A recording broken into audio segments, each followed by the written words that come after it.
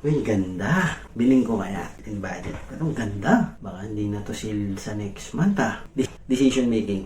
Kamusta ako nga pala si Orly Cabillo. So naranasan mo na bang maipit sa sitwasyon? Kailangan mo na magdesisyon or hindi mo pa dapat magdesisyon? So maraming instances sa maraming pangyayari sa atin na hindi naman dapat biglain or dapat pag-isipan ng mahaba. So depende na lang sa sitwasyon. Sabi, ito siya, konting kwento. Noong mga panahong gusto kong mag-abroad, isa to sa pinakamalaking desisyon na ginawa ko buhay ko. And it changed me. So, nung nag-isip ako ng nakapag-desisyon na ako mag-abroad, matagal siyang pinag-isipan. Hindi dahil nagkayayaan kami ng kaibigan ko, hindi dahil may kasama ako. Dahil sa sarili ko, gusto ko rin talaga. Pero matagal itong pinag-isipan at hindi ito bigla-bigla dahil kakailanganin mo ng maraming bala pag umalis ka ng bansang Pilipinas. So, nangyari, nung napag-isipan ko at wala nang kumukontra or what I mean, wala nang negative force na you should not go, yun na yung naging senyales ko na dapat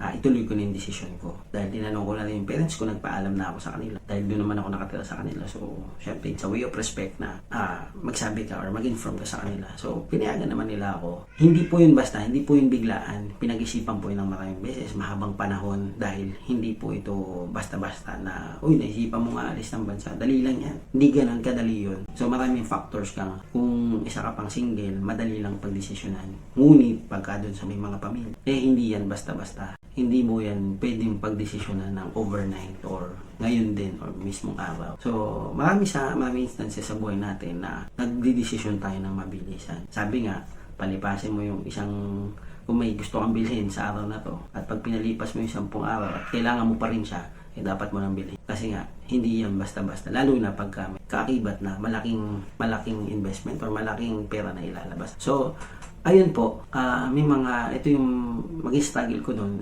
syempre, yung source of, yung fund mo. Pero dahil single ka, madali ka rin makadiskarte ng mga fund mo na wala ka namang pinagkagustuhan, madali lang humugot kung saan. So, ayun po, breakdown ko lang po ng 3 yung mga factors na dapat mo i-consider sa pagdidesisyon. Isa sa mga factors bago ka magdesisyon ay think 100 times. Hindi basta-basta sa mga bagay na gagawin mo o yung mga gusto mong gawin bago mo reach yung goal mo, may mga i-risk ka dyan.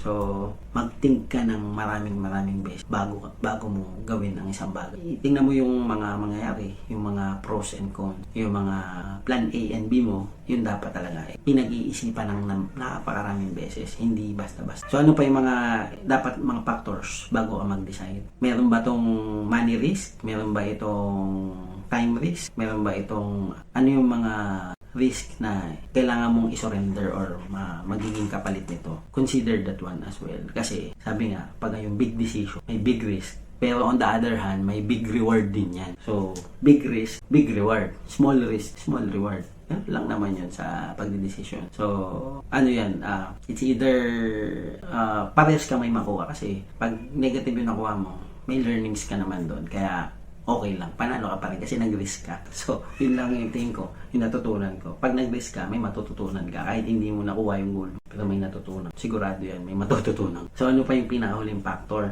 na kailangan mong yung konsiderasyon sa taong nakapaligid sa'yo. Siyempre, kung ikaw ay pamilyado, kung single ka, walang problema. Pero kung ikaw ay pamilyado, tingnan mo yung magiging epekto nito. Dahil, halimbawa, yung pag-alis lang abroad, yun lang yung example ko. Pero i-implement mo din sa ibang factors. Halimbawa, may bibili kang bahay, bibili kang sakyan. So, maraming factors or mag-business kayo. So, consider mo yung mga nasa paligid mo. Kung ikaw solo ka lang, madali lang sa'yo mag-decision yung number 3. So, kasi may mga epekto yan. May mga long-term effect yan.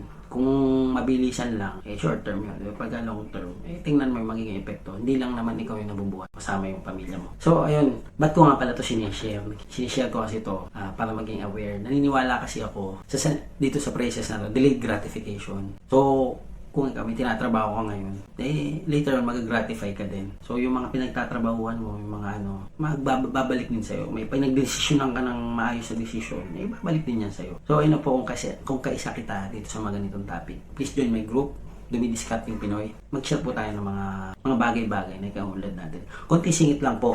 Isa po akong insurance agent sa Philippines and the real estate agent. So, if you require insurance or property, I can help you. Ayun lang po, mapagpalang araw po sa inyong lahat.